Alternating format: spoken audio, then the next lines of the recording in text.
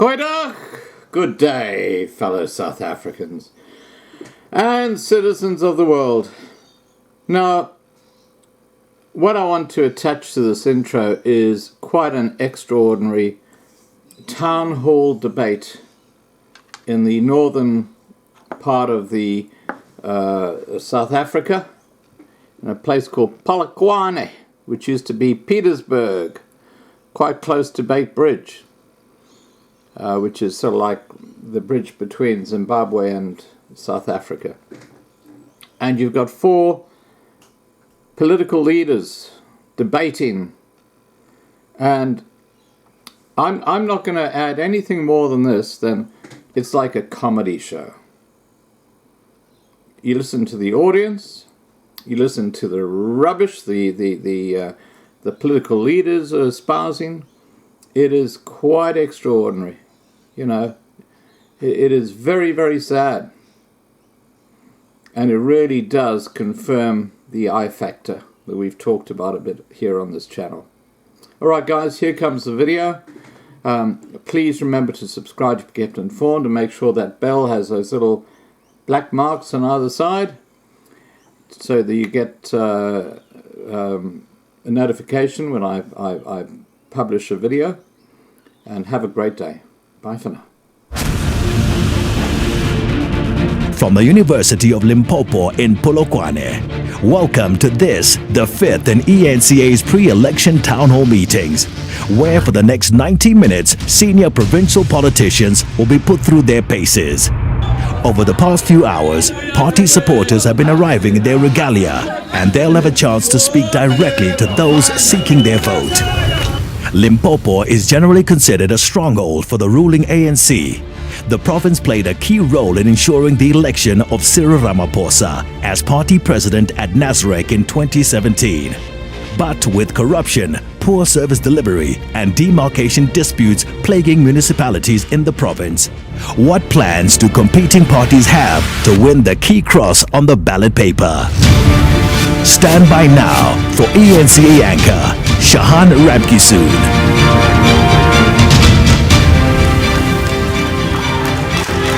Hello and welcome to the special ENCA election town hall debate. We're live in the University of Limpopo. This province, of course, is home to EFF leader Julius Malema. It's also the ancestral home of ANC President Cyril Ramaphosa. But let's not forget, guys, this province is home to the now defunct VBS Mutual Bank, an institution where the poor believed they could invest in their money, but they were robbed by the greedy rich who drive fancy cars, flaunting their wealth from money looted from VBS Bank. This province still has schools with pit toilets. It also has one of the highest incidents of household poverty. So with that, I ask you if these are the leaders you want to govern Limpopo. It's time to put them to the test, to ask them tough questions. And that's why we have our reporter Aldrin St-Pierre in the crowd, on the ground, to get those questions from you. Aldrin? Yes, and I'm the guy with the mic. There's going to be a battle over the mic, guys, just so that you know. Yes, we are live here at the University of Limpopo. 2.6 million people have registered to vote and participate in the elections on May the 8th. They will decide who will govern this particular province, and in the past the ANC has been doing very well, close to about 80% of the vote back in 2016. But will they be able to maintain that majority? Very important as well, Shahan, is the issue that you raised, the issue around the VBS scandal. Do these people really care about the VBS scandal? Do they really care that the Auditor General has found that none of the municipalities in this province have had a clean audit? Limpopo, Thobela. Over to you, Shahan. All right, we'll go to Aldrin in a bit, but first let me introduce our panelists. There are a few simple rules, guys. There are 90 seconds for you to make opening remarks. We don't have time for long political speeches. We want to get to the bottom of what you have to say. 90 seconds to basically convince people about why they should actually vote for you and your party. Let's start with our panelists. The first off, of course, is the EFF's provincial chairperson, Josie Butane. Thanks very much. Up next, of course, next to him is the ANC's Provincial Secretary, Soviet Lekhanyane. And then we have COPE's Provincial Secretary, Eric Motlapa Maswi. And lastly, we have the DA's National Spokesperson, Soli Malatsi. All right, let's start with the opening statement from the EFF, the Provincial Chairperson, Josie Butani. Your 90 seconds starts now. Thanks very much. The people of Limpopo, you have given us 10.74% in 2014, which was 6 seats. Now we have given you water in Mutimulle. We have given you land in Villavela. We have given you land in Juju Valley. We are saying to you, this is the only organization that gives you a commitment and fulfill it. We are saying to you, come and vote for us, increase those votes. Let's go. We are prepared to give you decent jobs. We are going to give you sustainable jobs and decent housing. This is the organization that is going to give you ambulances in every ward, 566 wards. We are going to empower women, the youth. We are going to empower the disabled people. They are going to get decent jobs as well. You are going to get quality education. The education that you will not have to die for before you receive. We are going to give you every clinic in every ward. We are going, as the EFF, we are going to make sure that all the pit toilets you have in Limpopo will be a matter of the past. We will not be like those when given money to build pit toilets, they eat it and use it for political use. All right, that's the EFF for you. Let's move over to the ANC's Provincial Secretary, Soviet Lekhanyane. Your 90 seconds will start now. Thanks very much from the African National Congress, the global champion of human rights, renowned for the nobility of thought, who are a personification of the triumph of the human spirit. We built South Africa from ashes. We built Limpopo from nowhere. 90% of these people have access to electricity. Over 75% of the people of Limpopo have access to clean potable water. We have built clinics and health centers in the villages. Makotobong, Nobody, Evelyn Lekhanyane, Ramutiba. That is the African National Congress. We built libraries. We don't say we will, we did. Libraries, Pokwane, Njelele, Bahoma, Saselemani, everywhere. Libraries delivered to you by the African National Congress. We will continue to serve the people better. We are a caring organization. We are a towering revolutionary giant. South Africa, Limpopo, you have an appointment with only one party, the ANC, on the 8th of May.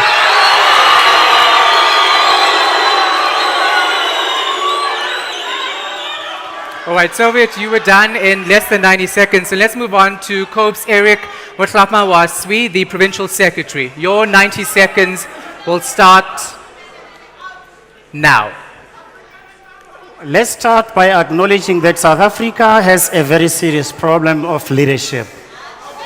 And we need to make sure that, South Africa is now borrowing on a weekly basis 6 billion a week, of which 5 billion is used on servicing the debt. As we're speaking now, the debt clock is clicking. We are at about 3 trillion rands of debt. That being the case, South Africa needs a fresh start. As Congress of the People, we believe that South Africa needs a fresh start.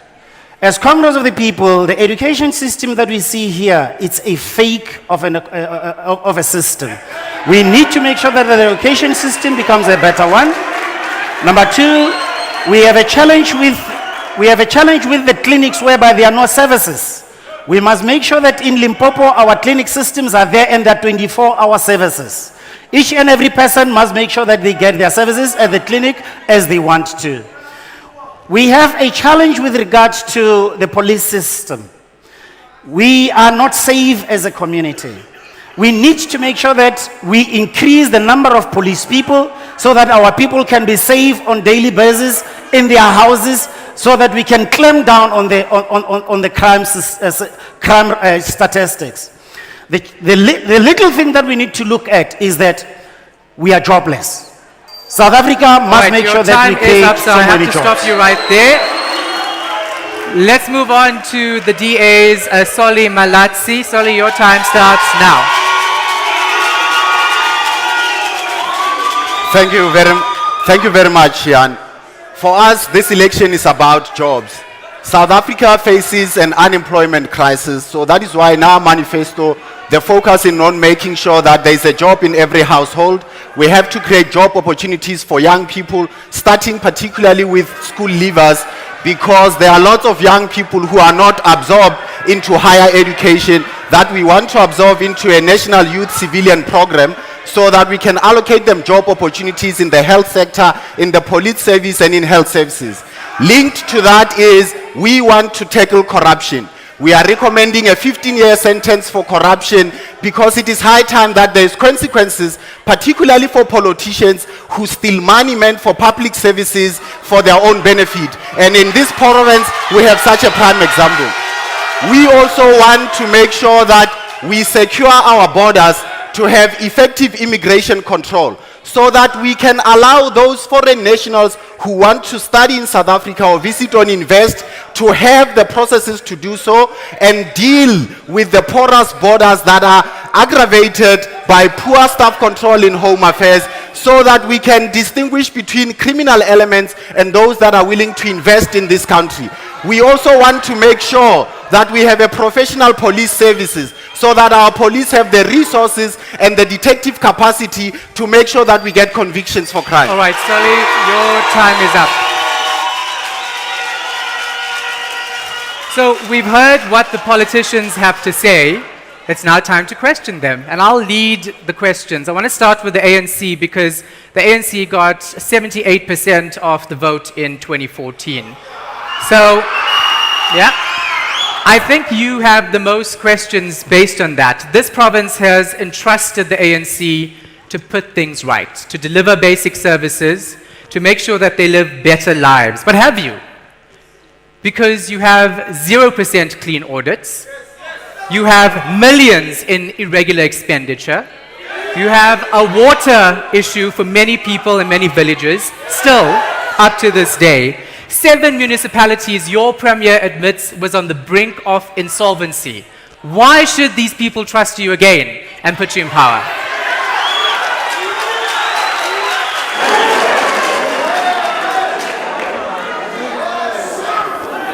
What was your last question? Why should people trust you No. given those failures? The question that you said before you asked the last question. 7 municipalities on the brink of insolvency, according to your premier.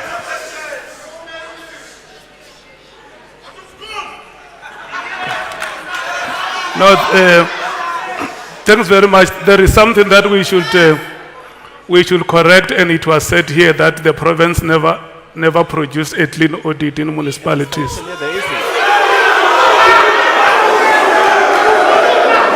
We have 2.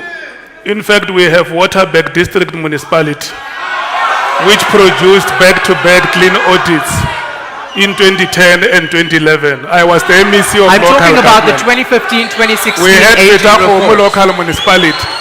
We must say it because if you say never, it is not a fair representation of facts. All right, So facts must be adequately represented. let's here. not get into semantics. The 2015-2016 AG But report it must said be recorded 0%. here. I'm putting it on record here. Anybody who wants to challenge it with facts. We did it. We delivered clean audits in Fetahomo local municipality, back to back in Waterberg District Municipality. In 2 municipalities. Yes, in 2 municipalities. And yes, how many we agree. municipalities do you have in We this have province? 22 municipalities. So in you this want to province. boast about 2 municipalities with clean audits? But the fact is that those 2 municipalities achieved clean audits. Carry on. It's How do you undeniable. promise It's people not that you will about deliver? emotions, it's about facts. You take the facts, we delivered 2 clean audits in 2 municipalities, Waterberg District Municipality and Fetahomo. We heard you. You're Can we boasting go to about the 2 next point? municipalities. Yeah, go ahead.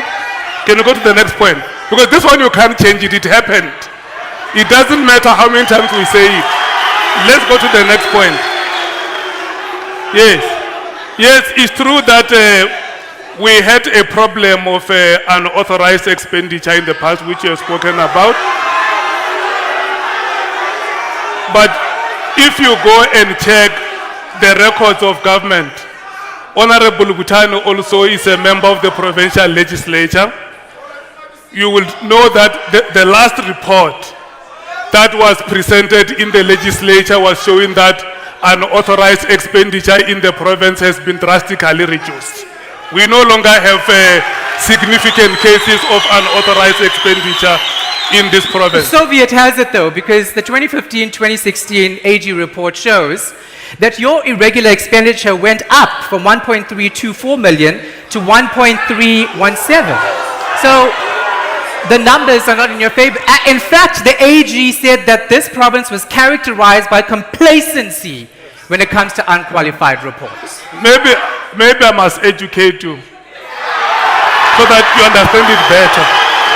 Because you must not, don't ask questions to confuse me because you won't succeed. There are forms of expenditure. You have irregular expenditure, you have unauthorized expenditure, you have wasteful expenditure. Which expenditure do you talk about? So that I'm talking about irregular expenditure. So that we can clarify you properly. Yes. Because I tell you, the question you ask, unauthorized expenditure in this province has been drastically reduced. Which expenditure? Is it a combination of the three? Listen.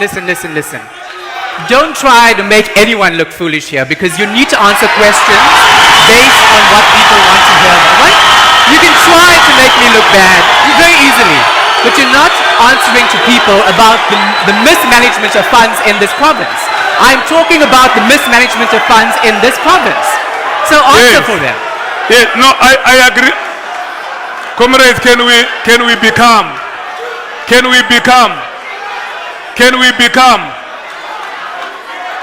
Let's contain ourselves, comrades. Look, I want you. All right, guys, let's settle down. Let's give him a chance to answer, because we need to get to the answers to these questions.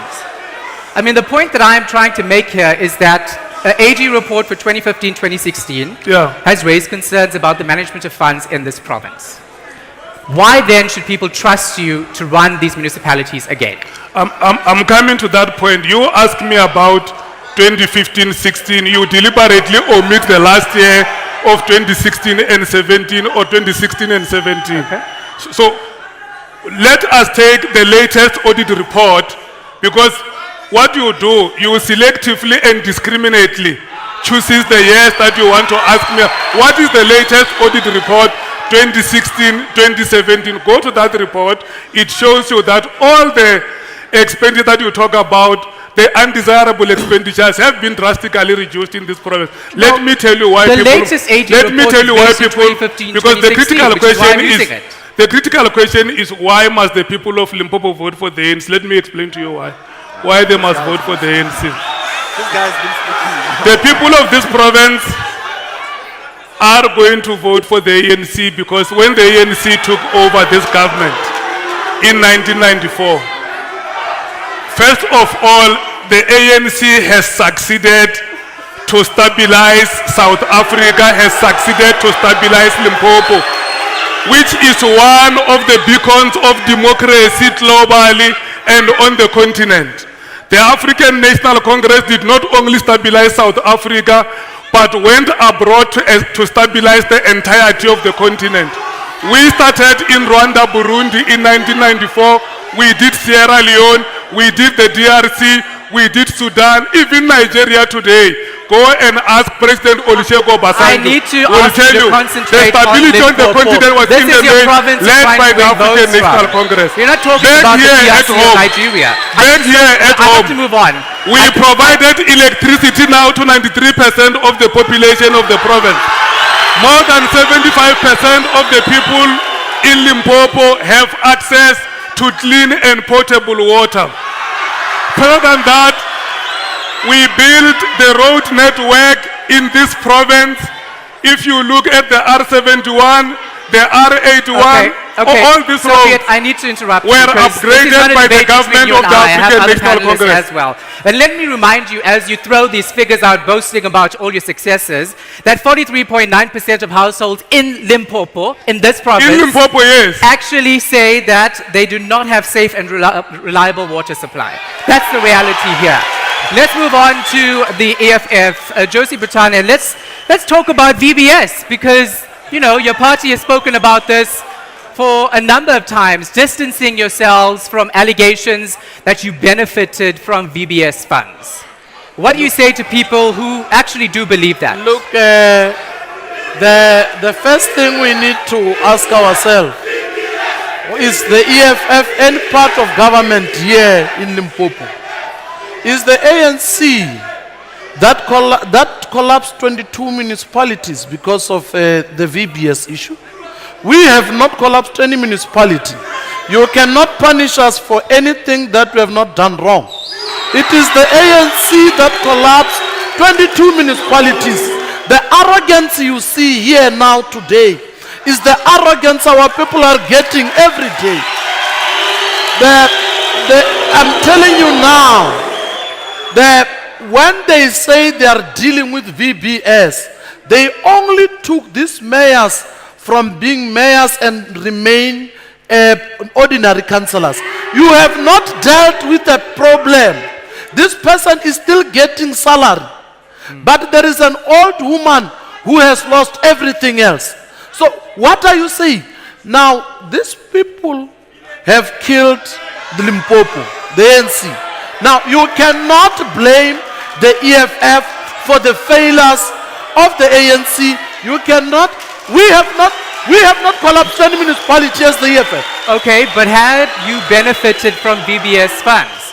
A Scorpio investigation traced money from VBS to a property that the EFF owns in Johannesburg. Look, if you say to us there is money that we have received, you must allow us an opportunity to respond to you on those allegations. No one ever came to us. So you can't create a lie, believe in it yourself, and then want us to be over-explaining ourselves on that lie. We are not part of those things. People who are part of VBS are these ones. They are even killing. I'm telling you now, here in Limpopo, the ANC councillor has died. Who killed that councillor? In Vembe, there is a person who died asking the ANC about VBS.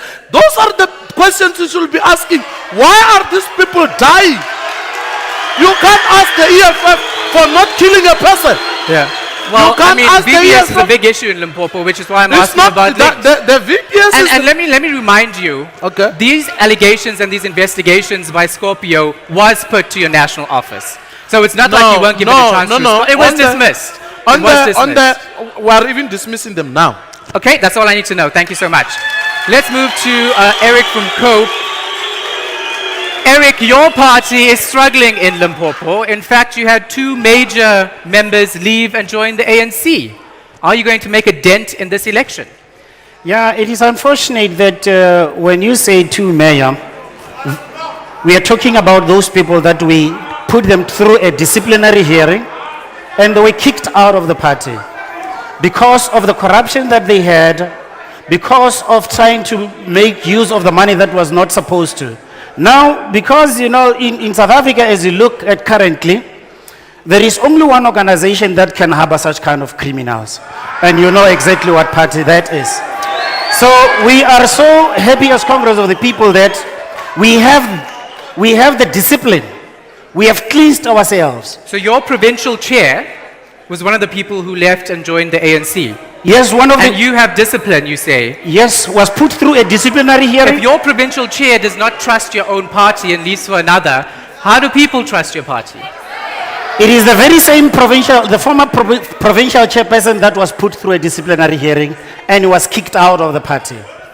So the people of South Africa can be able to trust us as Congress of the People because we don't care. If you are a member of the party and you do what is not supposed to be done, we'll definitely make sure that we'll do justice to the people of South Africa. Because the money that Congress of the People is using is the money that comes from the taxpayers. So it is the same thing that we'll be doing when we'll be given the advantage of being able to manage that is the provincial legislature in this province. We will be able to make sure that the provincial departments are well run, there is good service delivery, and each and every person who is found wanting will be put through the proper disciplinary processes and will be kicked out. Okay. No, rest assured, there is service delivery problems and protests in Limpopo because of the people seated on my right. We are the first province in 2011 that 5 departments were put under administration because of the people seated on my right. If you look currently, we have a challenge of the people who collapsed this province, and we cannot be able to stand there. Okay, Congress of the People will be able to take up the leadership in that one. Break, but Solly Malatsi from the DI, I have so many questions for you. Don't miss that, because when we come back, of course, we'll speak to Solly Malatsi from the DA. They've been booted from 2nd position in this province to 3rd by the EFF. We'll take a break. We're back in a moment at the University of Limpopo.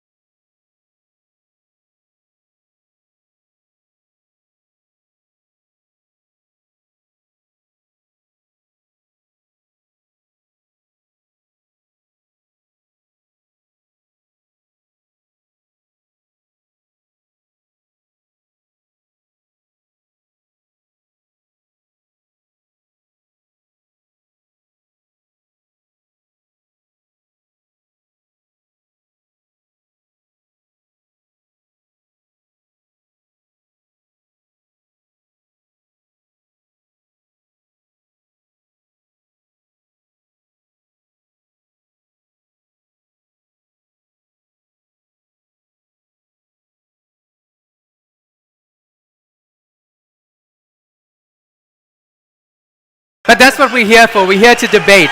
So let's actually speak to the DA's Solly Malatsi. Solly, first question. We see provincial leaders here. Yeah. Why are you here? Where's your provincial leader? I mean, Shaheen, the key thing is we are all leaders of our parties. I'm the national leader in the DA. So that is what you are dealing with. We are here to represent our parties. Whether one is a national leader or a provincial leader, we represent our parties. So as to the levels. I mean, it's a meaningless question to be But frank. your party pushes premier candidates for elections. I will tell you where our premier candidate is. Our premier candidate is launching a job pledge today with other 9 premier candidates, with the leader of the party in the Western Cape. But because we don't run a one-man show, when one person is not around, it doesn't mean the leadership of the party is not around. All right, so let's talk about Modimolle Mokgopong Municipality. Solly, placed under administration. You Yeah. failed to pay salaries. It was placed under administration due to maladministration and dysfunctionality. I kind of know why you're going to say this is the case, so tell me why. Look, let us be fair. We found a municipality that was bankrupt, a municipality that was financially unstable, to the extent that even when we got there, there was no municipal furniture in some offices. So the process of destabilizing a municipality does not happen overnight. We even went to the extent of getting guarantees to the Treasury and ESCOM so that there can be electricity, so that basic services can be rolled out, because we're dealing with a legacy of over 2 decades of maladministration that my leader here, Soviet, is trying to defend. We're dealing with that legacy, and we're dealing with a coalition government for the first time. So sometimes things take longer to happen because of the intensity of the challenge that we fight. But we have run a clean administration there. There is no money that has been stolen there by politicians. There is no money there that has been mismanaged by politicians, because we've got honest politicians in charge there. And as a result, we are turning that municipality. We are able to deliver services So how much despite the more massive time challenges. do you need to get things right? Because it's been about 2.5 years now. 2.5 years is the first phase of destabilizing any government by any normal trends. By the time we get to the conclusion of the term, we would have revived that municipality so that we can collect revenue that will able to cross-subsidize poor residents, by making sure that refuse is removed, by making sure that you clean the street, but most importantly, by making sure that there's accountability where monies have been allocated. And where politicians have been in the wrong, there'll be consequences. So when can people actually expect to see changes in that municipality? I didn't hear. Do you want another 2.5 years to see changes, or will it happen? No, soon? we are in the process of change. Change is a continuous process. So by being there, by making sure that we have dried the taps for politicians to steal, that is the legacy of change that is happening there. By making sure that there was accountability when it comes to municipal finances, that is the accountability that is the change that is continuing there. By making sure that refuse is removed, that there's uninterrupted supply of water, that is the continuous change that is happening there. All right. I'm going to leave this here because I love it when people tell me that I'm asking irrelevant questions. It actually means I'm doing my job and asking the right questions. So let's get questions from you guys. Feel free to ask whatever you want, because these are the panelists that we need to hold accountable. These are the people we vote into power, and then when we need them to come and fix our taps, they are nowhere to be found. So, Eldrin, over to you. Well, Shahan, random questions are not random questions. I guess the question is a question after all. First of all, before we go to the general public, I just want to quickly highlight that, of course, as we normally have these town hall debates, we can't accommodate all the political parties that are featured on the ballot paper. But right now, I'm going to introduce 2 political parties that are quickly going to tell us what they are offering the electorate, and also raise some of the concerns that they've seen or noticed under the leadership of the various other parties that are represented on the panel. First of all, I'm going to start with the ACDP. The ACDP's Brighton Hlongwane. Can you just quickly tell us what the party is offering? Just come a bit closer. Just quickly tell us what the party is offering and why people should be voting for the ACDP. Thank you, Adrian. I'm Brighton Hlongwane for ACDP, African Christian Democratic Party. We are the party in South Africa, the only voice that say, let's put God first in parliament. The main problems and challenges that are compounding this country is because the new democracy made one cardinal mistake by leaving God outside politics. Now, my question will be to all the parties in front of them. Tell the South Africans why you allowed legislations that are against the word of God to be passed in parliament. Tell the South Africans today. Thank you. What are some of those legislations? The same-sex marriage and abortion on demand. That's what What is your issue with that? What is your issue with same-sex marriage? What is your issue with abortion? Right. The ACDP considers the word of God to be inerrant and to be the final authority above all laws of men and government. Therefore, any legislation that undermines or mocks or militates against the word of God, as the ACDP we challenge. But you don't say what is the problem with same-sex marriage? What is the problem with a woman deciding that I don't want to give birth? You don't tell us that. Because we entirely depend on the word of God. Anything that the word of God says it is wrong, a sin. As ACDP, we cannot embrace that. We must challenge that. Is there a scripture that says aborting is against the word of God? Is there a scripture that says aborting is against the word of God? Thou shalt not kill, my man. Okay. Well, the voters will have to decide whether thou will vote for the ACDP. I'm going to ask the African Convent Party to quickly come forward. Rufus, just quickly tell us what the party is offering and introduce us to the party as well. Thank you very much. I'm from African Covenant. It is a God-fearing party. And then what we do in African Covenant is that we have got 4 pillars. That's unity, respect, order, and prosperity. Whatever I can tell you as voters is that those people I see in front of there, they are those ones who are just there to chow money. I'm telling you. Give us an example. Yeah. If it's not Busasa, it's VBS, then let me go on and tell you something. We as African Covenant, we are going to make sure that every child gets to school, and our education is going to be the kind of, we are going to teach people skills. We are not just going to give children books and for them to read, and then at the end of the day they don't get jobs. We are going to make sure that learners are getting skills. And then when coming to crime, we are going to make sure that a jail is a jail. A jail is not a 5-star hotel. Okay, then thank you so much. That's from the African Covenant Party. I'm just quickly going to ask one student to come and speak to us quickly. His name is Wiseman. Wiseman, you want to raise the issue around unemployment, which of course is on the ticket of all the political parties that are standing there. Yes, but I want to direct it to the ANC. I'm also a member of ANC, but I don't want to be offensive. I respect you, Comrade Leganyan. So my question is, there's thousands of social workers who graduated, and you promised that those people will be absorbed. Now the number is stands at 8,600. These people were trained at huge state expense, man. Currently, as we speak, no one is employed. Last year, you came here with Chowela FM. You were taking CVs of postgraduate students. I'm currently doing masters. None of those people has been absorbed. But as the ANC government, do you still want us to continue on believing that you are going to create jobs, whereas you are failing to absorb the ones that are currently graduating? And other issue, there's Josie Butane here. I want to show you that Comrade Josie Butane who's here.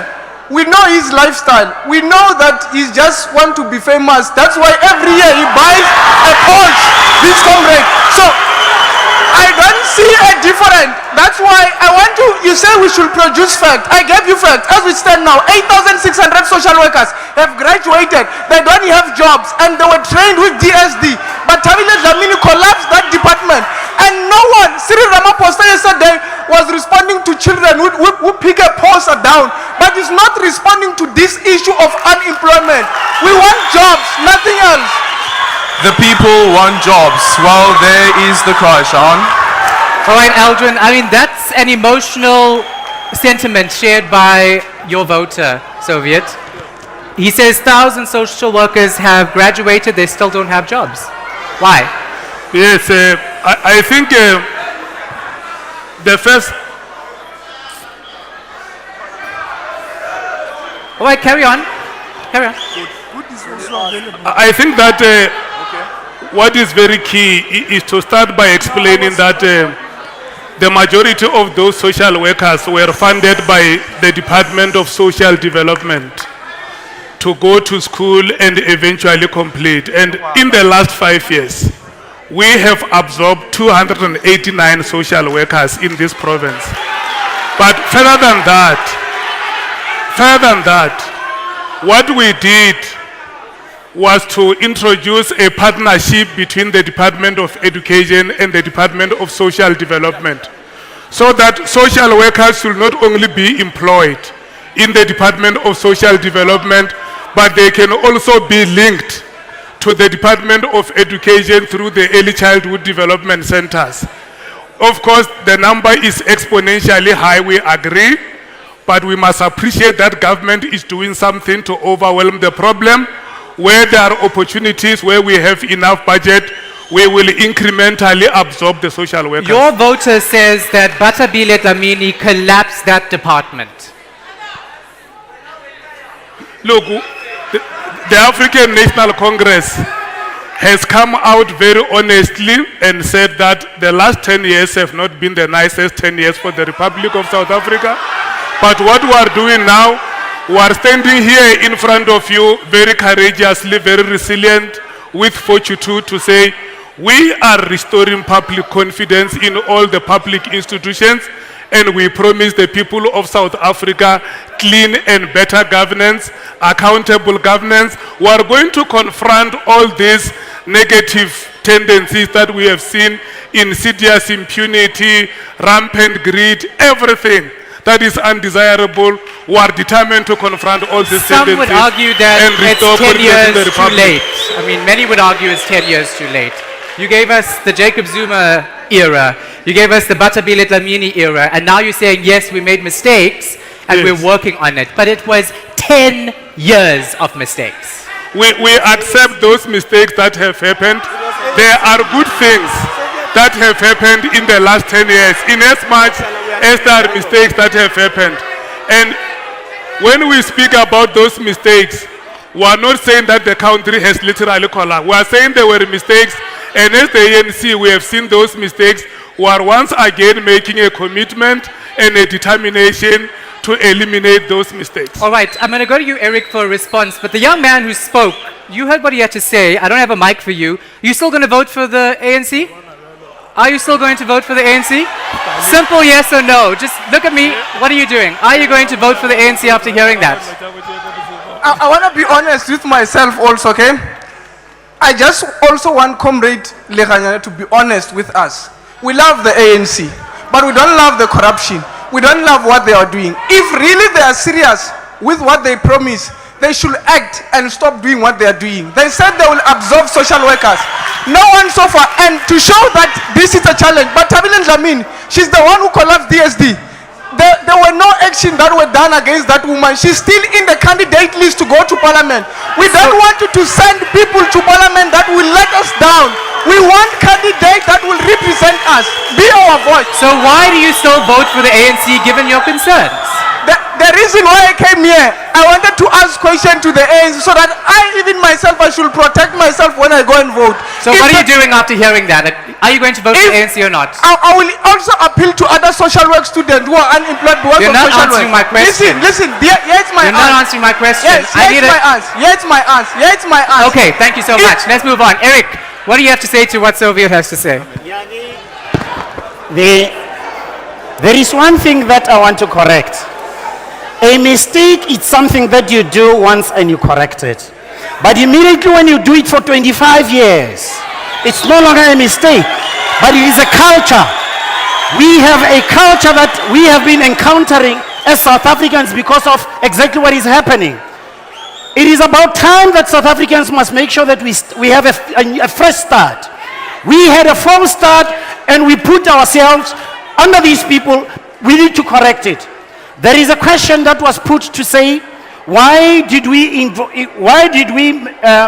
include legislations that are anti-Christ? I want to put it to the gentleman to say, there is one supreme law in South Africa, and the supreme law is the Constitution. There is no other thing that can go above the Constitution. Each and every citizen in South Africa is protected by the Constitution. I would like to refer the person to some sections of the Constitution which tells us that each and every person has a right to any religion.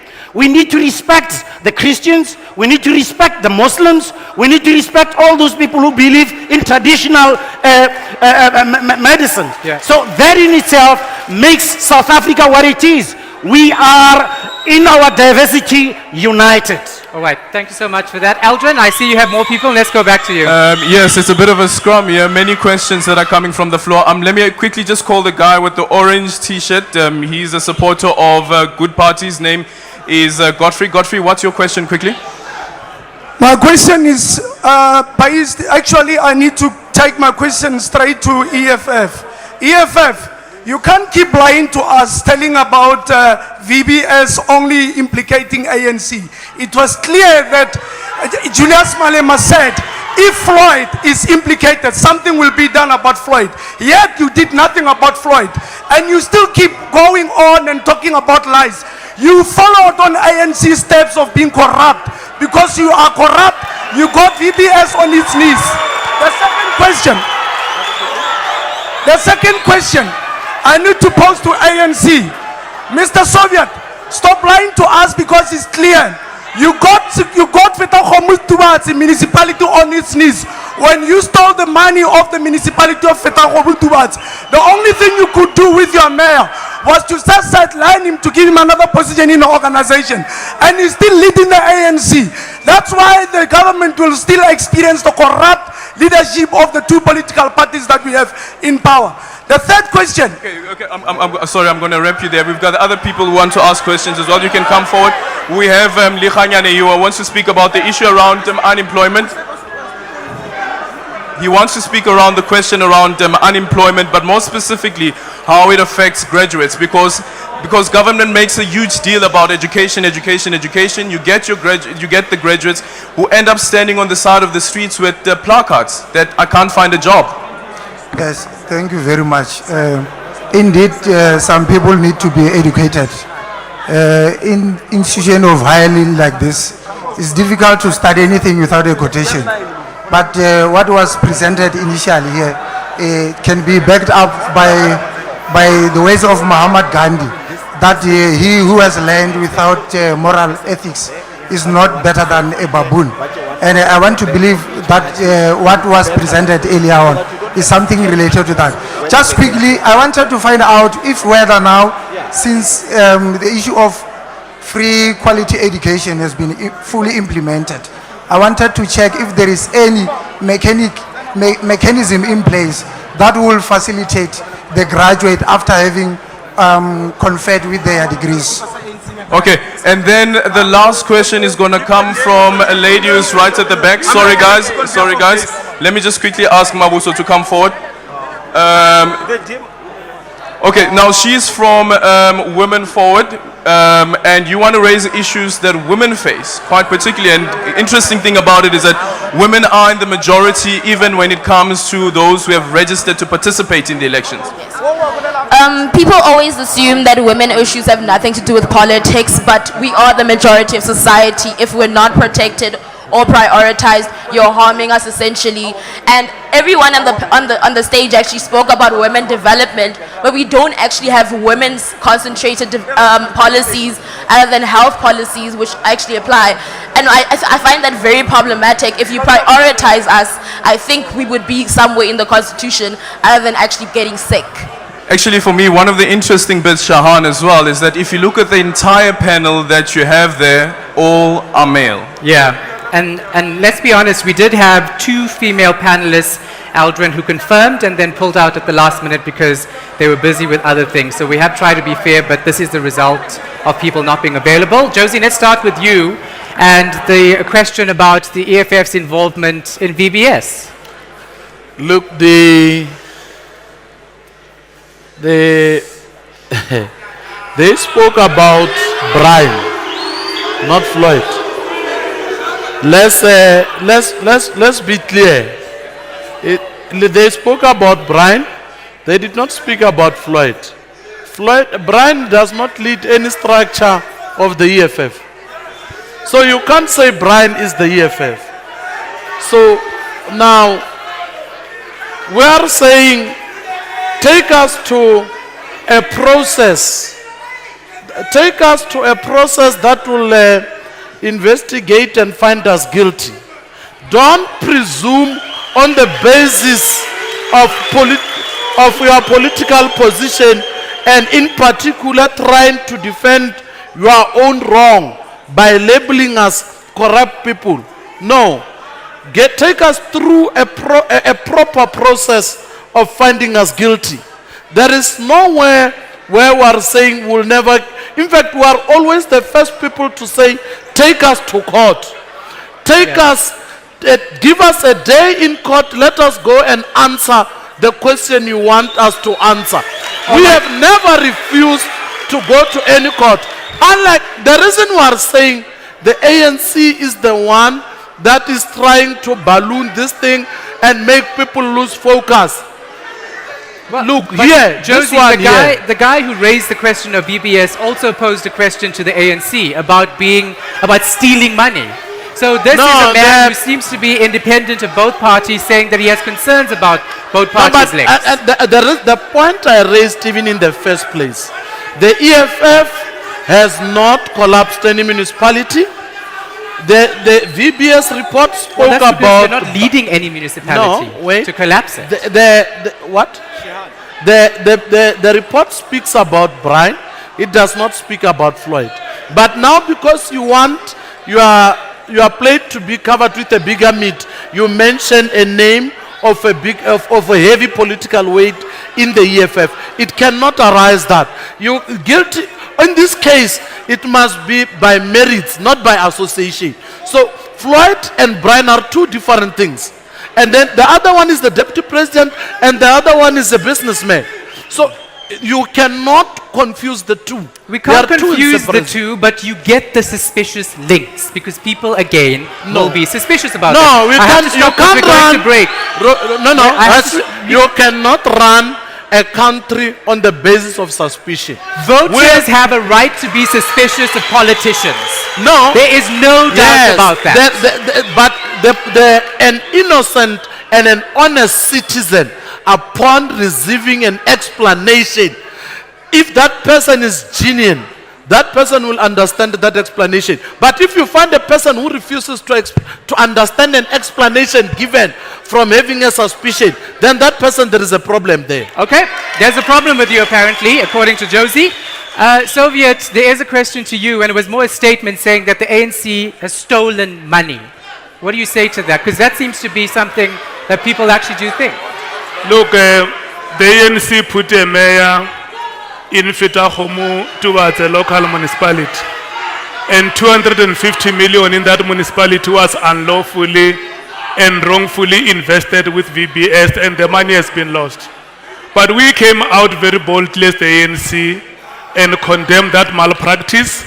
We even went overboard and said those investments lacked wisdom because we never expected any leader or member of the ANC or any professional who has a master's degree or postgraduate to go and do such a stupid acts. We still condemn them today. Those investments were stupid. They are intolerable. They can't be accepted. And where is the mayor? We have removed him from that position together with the 6 others because they must take ministerial accountability for the malgovernance in their areas of deployment. Are they still the ANC does not have a mandate for people to go and steal. People go and steal because of their own weaknesses, not because it's a policy of the ANC. All those 7 mayors that you got rid of, we have removed them, all of them, including the CFOs and where are they in the party managers. now? Where are they sitting? Where do they sit today? What money do they get? After we have done that, we have referred the matter of VBS to the police. We said the police must investigate these matters, and when they are satisfied that sufficient evidence has been gathered, court proceedings must ensue. Okay, but I'm asking you a different question. I read that some of the mayors are still councillors who are getting money. So what action have you really taken against them if they're still being paid because they're a councillor? They are still councillors because they have not been found guilty by any court of law that disqualifies them from being councillors. But they have been removed from the responsibilities that they were given by the ANC. Is that good enough? For a person to be a councillor, that person must comply with the Electoral Act. And if there is anything if there is nothing against the Electoral Act, you can continue to be a public representative. Tell me, how much do they get paid per month, councillors? Yeah? How much do they get paid per month? No, municipalities differ in terms of the ratings. But they get there a are municipalities at grade 5, they get a fat at cat grade salary, 4, right? So at they grade 3. mismanage money from the public, municipal money. They invest it even though Treasury says do not invest in VBS Bank Yes. because it's against our rules. Yes. They get removed as mayors, but they're still councillors earning fat cat salaries. You know and what? you think you've taken action against them. Yes, they are removed. They are removed from the positions they've been appointed because they have failed to exercise due diligence in their responsibilities, but they have not been found guilty criminally. Okay, that's your justification. I have to go to break, but I'm going to come back to you. Let's take a quick break. We have more people lining up for more tough questions. It's great. I love the questions we're getting from our crowd. Aldrin, of course, they're asking the tough questions as well. When we return, we'll go back to the crowd for questions. We'll give the DA, COPE, and the EFF a chance to respond as well. We'll try to be as fair as possible in this process, but time is running out. A quick break now. You're watching the ENCA special town hall debate at the University of Limpopo.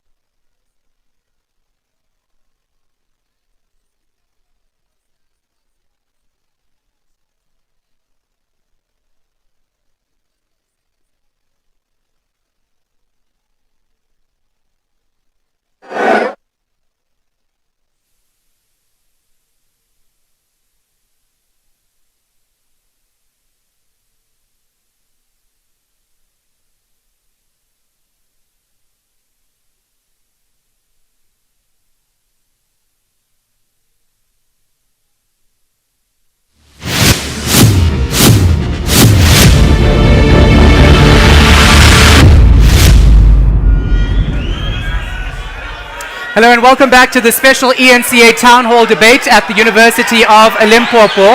I'm Shahan Ramkissoon. It's great to have you with us. I mean, this is what it is about. The discontent, the anger, the cheering for our panelists, and of course, people want to get an opportunity to ask tough questions. Aldrin St. Pierre is trying to manage a crowd so that we give people a fair chance to come through and ask questions. While he gets ready and handles that process, let's go back to our panelists. All right, guys, let's settle down and respect each other when it comes to this. We have to have a process that's fair, and we are taking one person from each political party to Aldrin. So please respect that process. Please settle down so that we can hear each other, so that we can actually do this in a dignified manner. Aldrin?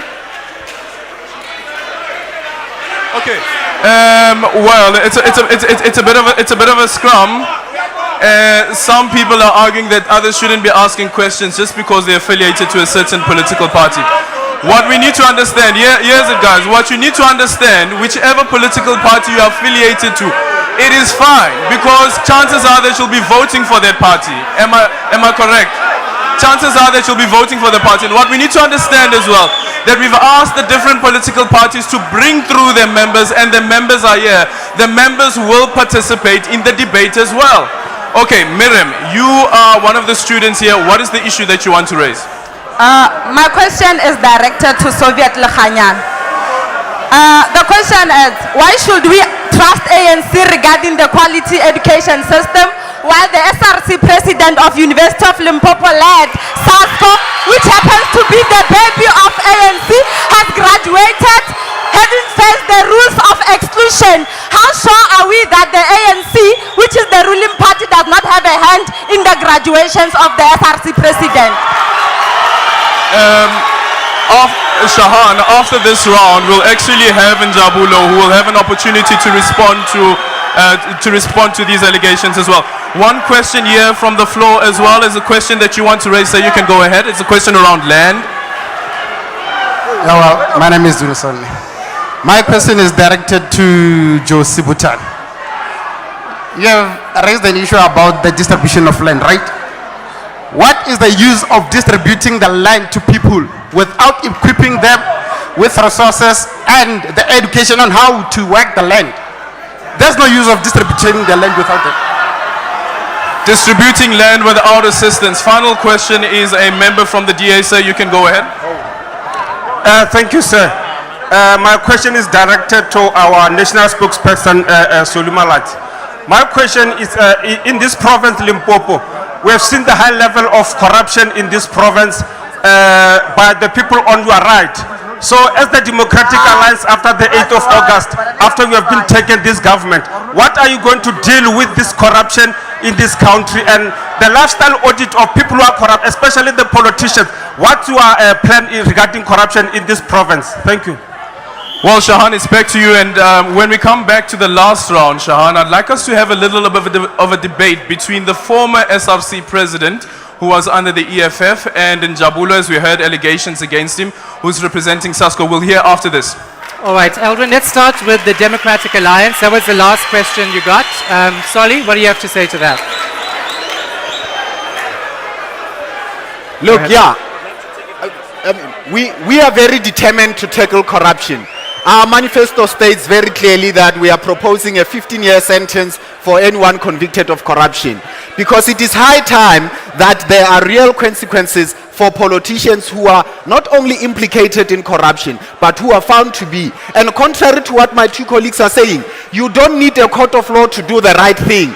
It is wrong to have people who have mismanaged funds meant for basic service delivery to be going to parliament when they should be going for prison. It is wrong to send people to serve as public servants in the same province or municipalities where they led the collapse of those municipalities. It is wrong to continue elevating people like Matabile Dlamini, or even the former mayor of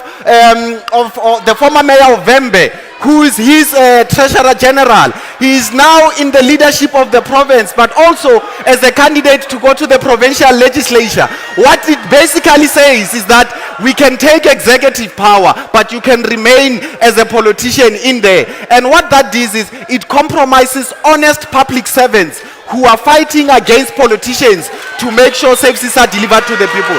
That is why on our list, you will not find a politician who has stolen any money from the public going to serve there, because we need leaders who are honest. We need leaders who have ethical leadership.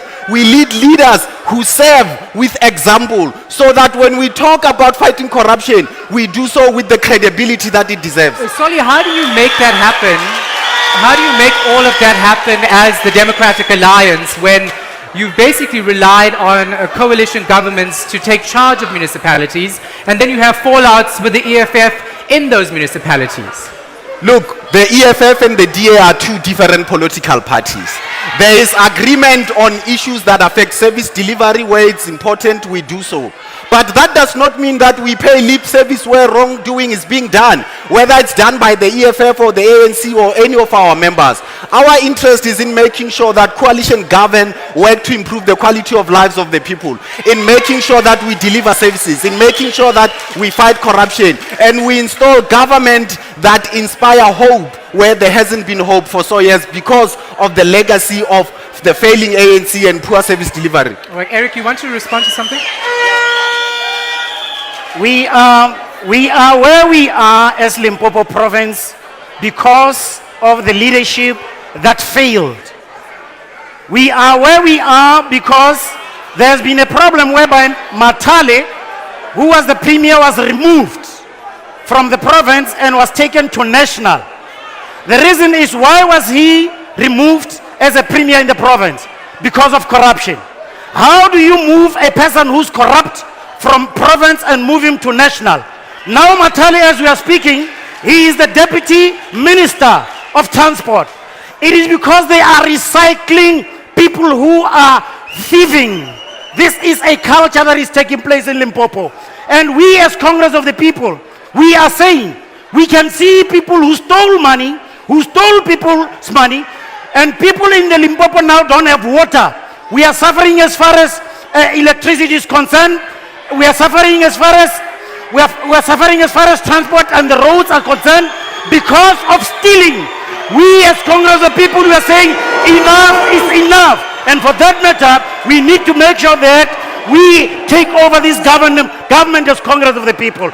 People of South Africa, people of Limpopo, you have the right, you have the powers. Vote them out. Vote Congress of the People in. We are ready to serve you. We are leaders who will be able to make sure that we work for you. I thank you. Soviet, I'm guessing you want to respond to that and the question from the audience. Just one thing before I get to the point. You know, Solim Simang was the mayor of Tshwane. He unlawfully employed a chief of staff in his office where the two parties are governing. He is now the DA candidate to become the premier of Gauteng. So corruption is not in the ANC DNA. We all condemn corruption. Corruption is a societal matter. There are corrupt elements in the DA. There are corrupt elements in the ANC. There are corrupt elements in the EFF, in COPE. All of us, what we need is a manifest demonstration that we are fighting against corruption. And I said to you, we are committing ourselves to restore public confidence in the public institutions. We have the resilience, the courage, and the fortitude to do so. Watch the space. Just before you go to that question, Isn't it sad that our political leaders have to admit that they have corrupt members among themselves? That's the reality, though. That is the reality, the question yes. is, for how many years more does the public actually trust you to get rid of those corrupt individuals? Because it's been years already. The public must look at what we do to fight against corruption. We have put commissions here. We have strengthened the state institutions, the law enforcement agencies. The president has said it during the State of the Nation address that we are going to create a new agency in the NPA which will work together with the DPP. That is our manifest intent, to fight against corruption. But look, there is a question which was asked here about the SRC president. It is not our wish that our students must become ancestors at these institutions. They are. But let's allow everybody to complete at their own pace. We are investing a lot of money in education. Government is spending a lot of billions in NSFAS. This year alone, we have approved more than 300,000 NSFAS applications. We want to make a humble appeal to the youth of this province and the country to take the opportunity, to seize the opportunity and make this democracy work for them. The best companionship you can ever have in life is with education. All right, Soviet, thanks. Try to keep your answers short, guys, because this is our last segment. Josie, go ahead. On the distribution of land, we are saying this land must be shared equally amongst people who live in it. but priority must be given in terms of its geographics.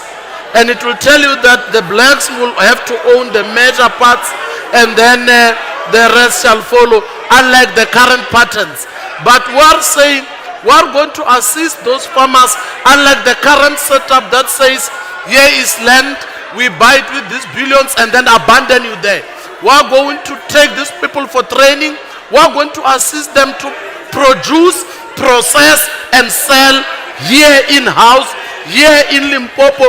The people of Venda, the people of Chakuma, the people of Zanene will do tea, will have bananas, will process them in those regions of theirs. That will create job, that will create the economic life in that area. But the other issue we need to speak to, let us not lie to each other here. You can't say the ANC has come boldly on corruption. What bold? Because this one here, just next to me, there were machine guns there at Bikat Street. They wanted to kill him for speaking on VBS. So, members of the ANC, so why are you saying the ANC is against corruption? When any one of them speak about it, they kill him. In the head office of Polokwane here, Bikat, this one, he can't refuse. AK-47, there, they wanted to kill him for speaking about corruption. Not that he's not corrupt himself. Yeah. But also, the other point I need to correct is that you can't speak about Tswane. You can't speak about Tswane and say the EFF and the DA are co-running it. We're not co-running that thing. There is no coalition. The EFF is not the mayor there. The EFF. But you supported the Democratic EFF, Alliance. What we did was to punish the ANC out of power in Tswane. But the EFF is not the speaker. The EFF is not the chief whip.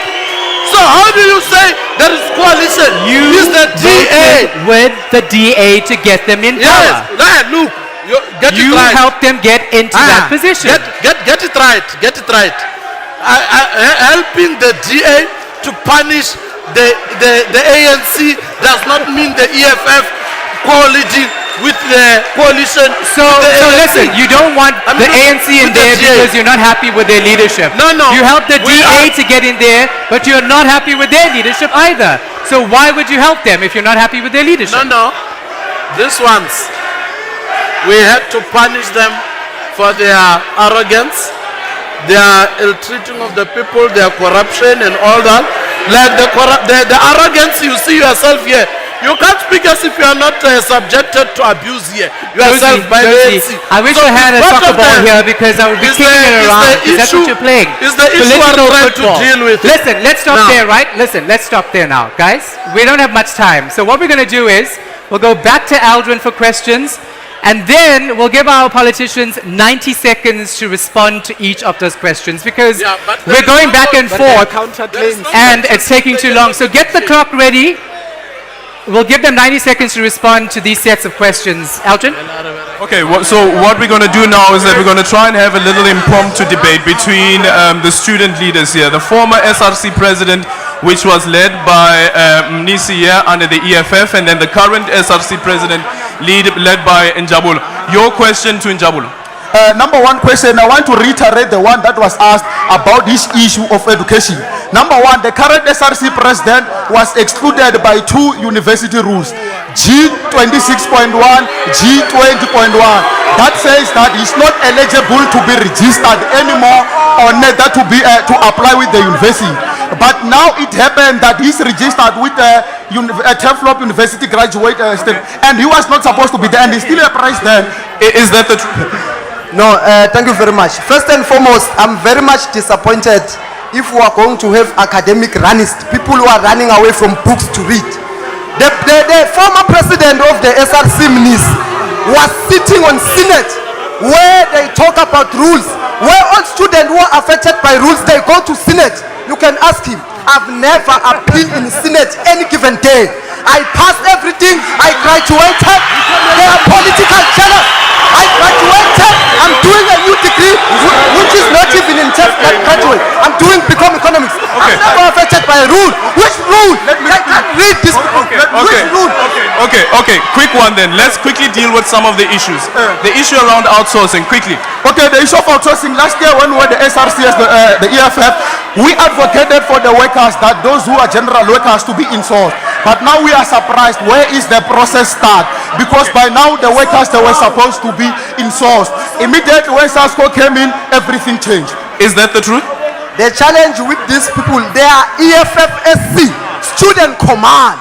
If workers are having... Are you against the outsourcing of work? I'm not against. I'm saying they must go through the panel of NEHAU. NEHAU is representing workers. Nisi is not a worker, it's a student. Okay, final one. Njabulo, your question around the issue or apparently that the money disappeared from the SRC coffers. Yes, there is a fat man there in France, Josie Putan. When Josie Putane was imposed by Julius Malema to be the secretary of the EFF, they were abusing funds in the University of Limpopo. I'm speaking today. They lost 3.5 million through a project called Milete. You can go to Bushaleng to Bushaleng there. They will tell you workers are not paid for 3 months because the same people, they were using the same SRC to loot student money. Nisi, where's the money? The money is there. He's lying. They are the one who misused man. Today, as we are speaking, we are having the recordings of his own people talking about him that he stole money as we are speaking now. The EFF never stole money. We must vote the EFF on the 8th to continue with clean government. Well, Shahan, there you have some of the issues that have been raised, and you can see there's a bit of a scuffle here. I'm just going to try and push through quickly. Here is a BLF member who wants to raise an issue around why politicians do not use public services. First of all, I want to say that as the BLF, we have been excluded, but it's fine. First of all, why are these students not united? The EFF student condoms and the SASCO bread, they are saying that they all support the insourcing of workers, but they are fighting amongst each other. As BLF, we are saying that there must be unity among students. When we march for free education, when Jacob Zuma, the president of South Africa, he said that there must be free education. These people, they are fighting it, they are beating us when we demand free education. We are saying to the people in parliament, why are you not using public services? When they answer that question... Okay, well, it's getting a bit out of hand. Shahan, it's back to you. Why are politicians not using public services? A very interesting point is the issue around unity, the unity that we saw when there was the Fees Must Fall campaign. Different political parties of different affiliations came together to march and said that fees must fall. Where is that unity now? All right, Aldrin, thanks for that. I see some people trying to drape you with the ANC colors as well. Let's go to that question, guys. We have 90 seconds for you to respond. Guys, before we let them respond, I need you to move away from here because you're blocking our shots, right? So please move away, and then we'll get our politicians to respond. Remember, you had the opportunity to ask the questions. Let's get the answers. So go back to your seats, please, and then we'll continue the conversation. You are watching a live ENCA debate at the University of Limpopo. Of course, people have various questions on education, the outsourcing of workers, which our panelists will now answer because we have some sort of formality going on now. 90 seconds, let's get the clock going. We'll start with the EFF. Your time starts now. We are responding to the questions, right? It's a lie. It's a lie that the EFF ate money in this university. It was the EFF that introduced a free meal a day in this university. There was a point under the leadership of the EFFSC where students were eating for free here. There was a time under the leadership of the EFFSC here where sanitary towels were provided for free here. Those things are not happening now. So you can't say we ate money.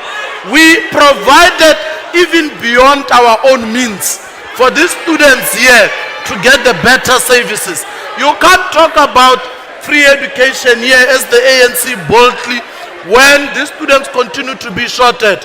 You cannot allow yourself to be shorted when you claim that you are getting something for free. It means something is not right. It means the free they are not talking about is not free. Students at the University of Venda were shorted just this year. So what free are you talking about? And then what money are you talking about that you are giving students? We have given them real practical things. We have given them meals a day. It's not happening currently now. Yeah. In this university. Every student here your time is up, Josie. Every student here without... We don't have time to go through this. Let's just try and get this done in 90 seconds, please. Let's just be adults about this. 90 seconds starts now, Soviet. Yes, the four universities in Limpopo, UNISA, University of Tshwane, University of Venda, University of Limpopo, are for the first time after 4 years, all of them under the leadership of the ANC allied PYA. And this has been possible because the students themselves came to the ANC and said that there is no other organization qualified to lead us except the African National Congress and its PYA formations. We are aware of the good policies that you have introduced in government. You are educating children from poor families because you know the success of the struggle against poverty is only possible with tertiary education. And that is why these students are very happy. They are in the synagogue under the leadership of the ANC. Okay, Eric, let's restart the clock. Soviet was done on time. You can go now. Let's give him a minute. Yeah.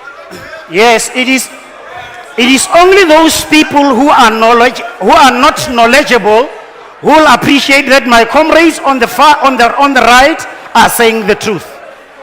But we who knows the truth, we are saying it is not correct that the EFF brought this food per day, free food per day. It is not correct.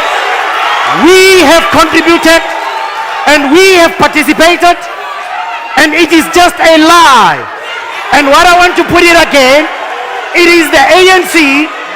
The ANC is lying to say they are leading the university now.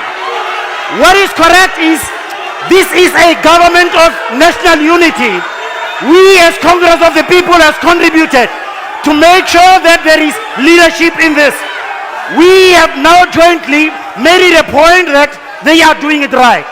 As far as education is concerned, we want to tell you, South Africans, the kind of education system that you're receiving, it is not worth it. We need to make sure that we come to the correct one and have the good education wherein people will be able to get the proper education and compete internationally. We are once more want to tell you that as Congress of the People, we are repeating, watch this space. I thank you. All right, Soli, I want to try to get you to answer the other questions that have been ignored. The question on women in politics, that there's no women development, outsourcing of workers. What's your stance as the Democratic Alliance on the outsourcing of workers? Okay, cool. Let's start your 90 seconds now. Sure. I mean, everyone who has watched the history of the organization know we are actually the first party to have a female leader of the party, a female mayor, a female premier, and a female parliamentary leader. So it is encapsulated in that. And in the diversity of the leadership, it's not only about gender, it's a mix of youth, of individuals from different backgrounds.